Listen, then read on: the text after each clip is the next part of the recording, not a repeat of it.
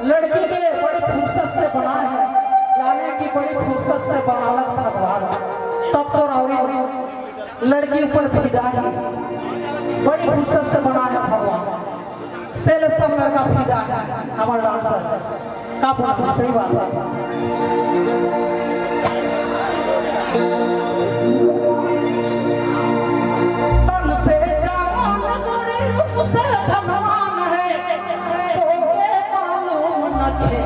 कतना कर जाना है, कतना कर जाना है, उठते बैठते गोरे गोरे कथया, बड़ी फुर्सत से तोके भगवान, बड़ी फुर्सत से तोके भगवान। तब से जवान गोरे रूप से भगवान है, तोके मालूम न कतना कर जाना है, कतना कर जाना है।